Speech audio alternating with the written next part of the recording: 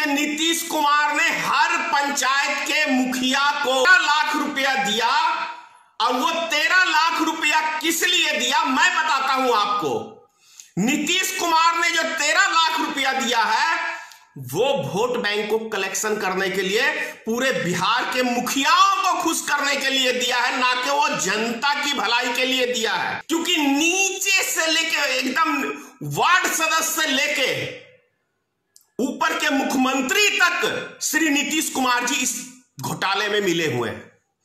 इसीलिए तो ये जांच नहीं कराते किसी चीज का। ऐसी व्यवस्था बिगड़ी हुई है बिहार की अभी, चाहे वो क्राइम का मामला हो, चाहे बेरोजगारी का मामला हो, चाहे क्या कहते हैं लूट का मामला हो।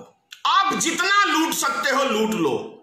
इसी का नाम है एनडीए गठबंधन। कोई पूछने वाला नहीं है, कोई सवाल उठाने वाला नहीं है, कोई आपसे सवाल नहीं करेगा। डबल इंजन की सरकार चाहिए भारतीय जनता पार्टी को हर राज्य के अंदर, ताकि डबल इंजन की सरकार रहेगी तो कौन पूछेगा कितना घोटाला हुआ, कितना लूटा, कितने बिहार के अंदर इंडस्ट्री खुली, कितने हॉस्पिटल खुले, कितने सरकारी स्कूलों की सुधार हुई, कितने सरकारी स्कूल खुले। क्या जवाब देंगे माननीय नीतीश कुमार जी? कितने आदमियों को आपने रोजगार दिया?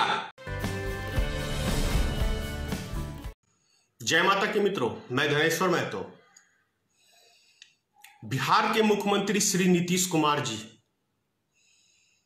आप सबको याद होगा कि जब कोरोना वायरस का बीमारी फैलने लगा तो माननीय नीतीश कुमार जी ने बहुत ही दावे के साथ यह कहा था कि हम कोरोना वायरस से लड़ने के लिए पूरी तरह से सक्षम हैं।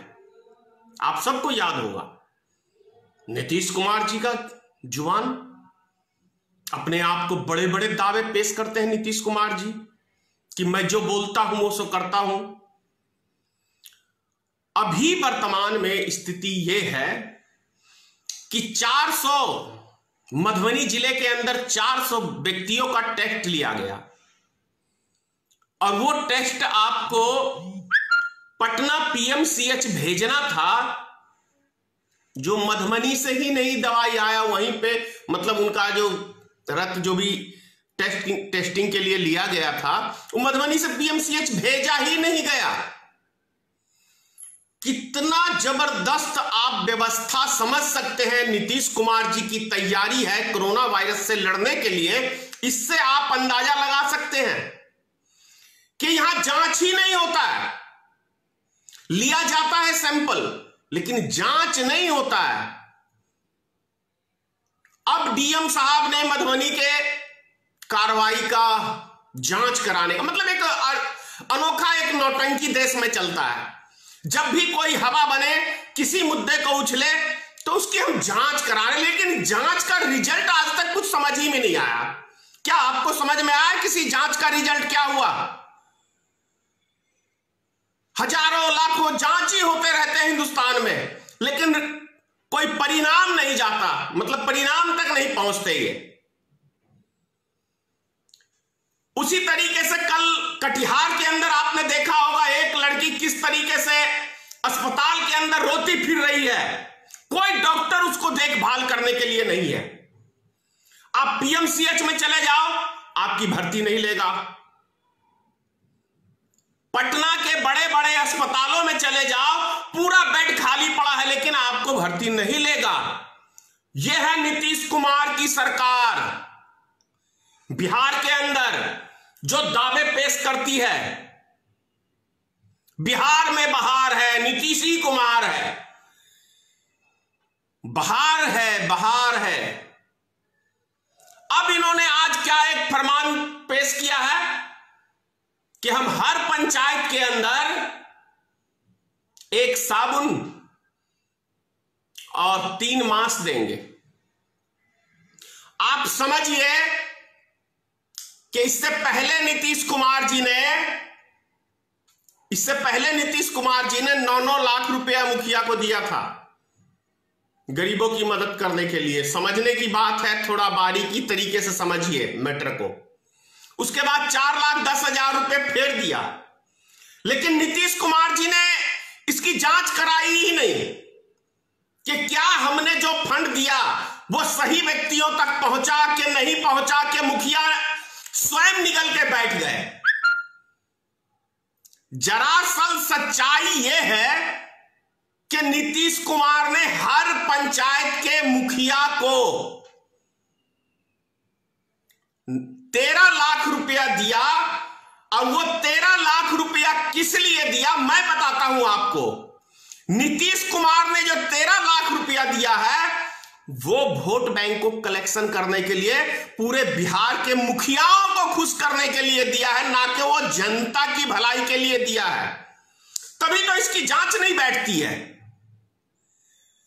आप जहां चले जाओ कहीं कोई जांच नहीं मिलेगा, कहीं कोई कार्रवाई नहीं मिलेगी। थाने में चले जाओ कोई कार्रवाई नहीं, डीएम के पास चले जाओ कोई कार्रवाई नहीं, एसपी के पास चले जाओ कोई कार्रवाई नहीं, ब्लॉक में चले जाओ कोई कार्रवाई नहीं। क्योंकि नीचे से लेके एकदम वार्ड सदस्य से लेके ऊपर के मुख्यमंत्री तक श्री नीतीश कुमार जी इस घोटाले में मिले हुए हैं। इसीलिए तो ये जांच नहीं कराते किसी चीज का। अगर ईमानदार सरकार हो, ईमानदार प्रशासन हो, तो एक सुई नहीं कोई चुरा सकता, एक सुई नहीं कोई चुरा सकता है, ईमानदार हो तो। लेकिन अगर बेईमानों की सरकार बने, नीचे से ऊपर तक व्यक्तियों घोटालेबाज रहे, तो कौन सुनेगा। अंधेर नगरी चौपट राजा, टके सिर भाजी टके सिर खाजा, यह कहावत तो आप सबने सुनी होगी, हर बच्चा बच्चा जानता है इस कहावत को। ये वही है, ये हमारे बिहार का दुर्भाग्य है कि लीडर तो बहुत सारे पैदा हुए, लेकिन कोई बिहार को देखने वाला लीडर पैदा नहीं हुआ। ये हमारे बिहार का दुर्भाग्य है, ये हमारे बिहार का दुर्भाग्य है। वादे तो बड़े बड़े हुए, लेकिन कोई उसको वादे को निभाने वाला लीडर पैदा नहीं हुआ बिहार में। इसीलिए आज हमारे बिहार की यह दुर्दशा है। लाखों करोड़ों मजदूर हमारे बिहार से हर साल पलायन करते हैं दूसरे राज्यों में मजदूरी करने के लिए। बदले में उन्हें क्या मिलता है दूसरे राज्यों में? दूसरे राज्यों का वो जाके वहां के लोगों को कमा के उनका घर भरने का काम बिहार के मजदूर करते हैं, लेकिन बदले में वो अपमानित होते हैं, बेइज्जत होते हैं। बिहारी लफ्ज जैसा एक शब्द है गाली, क्योंकि मुझे याद है कि जब लालू जी की सरकार थी तब बिहार के लोगों को लालू के नाम से संबोधित किया जाता था। क्यों जानते हैं? क्योंकि उनकी पत्नी अंगूठा टेक थी, उसको लालू जी ने मुख्यमंत्री बनाया था। तो दूसरे राज्यों के लोग बिहार के लोगों पे हंसते थे कि भाई वहां के लोग कितने बड़े मूर्ख हैं, कितने बड़े अज्ञानी हैं, जिसको सिग्नेचर तक नहीं करना आता है उस व्यक्ति को मुख्यमंत्री बनाया गया है। और लालू जी ने एक नारा दिया था, चरवाहा विद्यालय। चरवाहा विद्यालय बात आप समझिए, क्या भैंस पे चढ़ के लोग कॉपी कलम लेके पढ़ाई करेगा? मतलब लालू जी ने जितना बिहार को हंसाने का काम, हास्य पे ले जाने का काम किया, उससे कहीं गुना अभी नीतीश कुमार ने किया। बहुत आशा जगी थी बिहार की जनता को नीतीश कुमार के ऊपर। मैं भी विश्वास करता था एक कोई लीडर है हमारे बिहार में, लेकिन नीतीश कुमार जी को देख लीजिए, ऐसी व्यवस्था बिगड़ी हुई है बिहार की अभी। चाहे वो क्राइम का मामला हो, चाहे बेरोजगारी का मामला हो, चाहे क्या कहते हैं लूट का मामला हो, आप जितना लूट सकते हो लूट लो। इसी का नाम है एनडीए गठबंधन। कोई पूछने वाला नहीं है, कोई सवाल उठाने वाला नहीं है, कोई आपसे सवाल नहीं करेगा। ऐसा घटिया काम किया गया है। ये नीतीश कुमार जी हैं जिन्होंने कहा था, जब ये एनडीए गठबंधन से अलग हुए थे, इन्होंने बड़ा आंदोलन किया था एक, बिहार को हमें विशेष राज्य का दर्जा चाहिए। 1 करोड़ आदमी का सिग्नेचर करा के केंद्र सरकार को भेजा था कि ये देखिए सिग्नेचर है और आप बिहार को विशेष राज्य का दर्जा दीजिए। लेकिन देखिए एनडीए गठबंधन में सट गए। कभी एक लफ्ज सुना किसी नेता के, जेडीयू के नेता के, किसी भी एक लीडर से आपने सुना कि नहीं नीतीश कुमार जी आप जो बोले थे अब केंद्र सरकार से बात करिए, एनडीए गठबंधन से बात करिए, डबल इंजन की सरकार है, डबल इंजन की सरकार चाहिए भारतीय जनता पार्टी को हर राज्य के अंदर, ताकि डबल इंजन की सरकार रहेगी तो कौन पूछेगा कितना घोटाला हुआ, कितना लूटा। डबल इंजन का मतलब आप समझते हैं? डबल इंजन का मतलब होता है जो सुपर फास्ट ट्रेनें होती हैं उसमें डबल इंजन लगता है, और वो सुपर फास्ट ट्रेन तो उसको लोकल स्टेशन पे रुकने की इजाजत ही नहीं होती है। स्टेशन से खुली तो वही स्टेशन पे रुकती है अधिकतर गाड़ियां। तो यह समझने की जरूरत है कि डबल इंजन का मतलब समझ लीजिए। जब नीचे से ऊपर तक हम रहेंगे तो कौन हमसे सवाल पूछेगा, कौन हम पे उंगली उठाएगा। इसीलिए डबल इंजन की ये बात करते हैं। चलिए मान लेते हैं 15 साल से 7 साल तो हो गए डबल इंजन जुड़े हुए, कितने बिहार के अंदर इंडस्ट्रीज खुली, कितने हॉस्पिटल खुले, कितने सरकारी स्कूलों की सुधार हुई, कितने सरकारी स्कूल खुले। क्या जवाब देंगे माननीय नीतीश कुमार जी? कितने आदमियों को आपने रोजगार दिया? कोई जवाब नहीं होगा आपके पास, कोई जवाब नहीं होगा। बिहार में बहार नहीं है, बिहार सर्वनाश है। बिहार का सर्वनाश कर दिया इन नेताओं ने।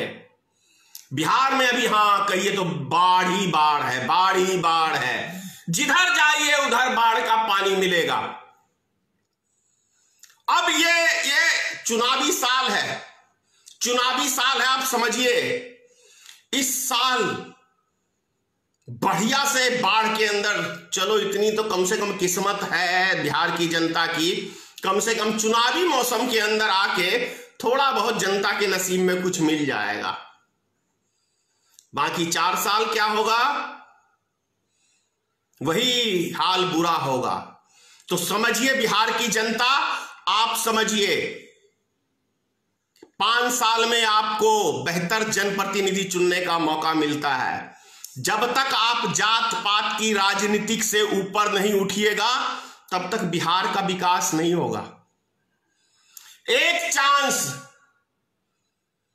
चांस भारतीय मित्र पार्टी को देके देखिए। मैं 10-20 साल की बात नहीं करता हूं, 1 साल बहुत होता है करने वाले के लिए कुछ।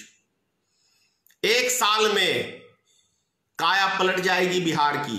मैं जानता हूं कैसे इंडस्ट्रियां लगेंगी, किसी के पास नहीं है, क्योंकि इनकी फालतू की दुकान जो है ना, वो इसका पोस्टर चिपकाने में लगाए रहते हैं, वो उसका पोस्टर चिपकाने में लगाए रहते हैं।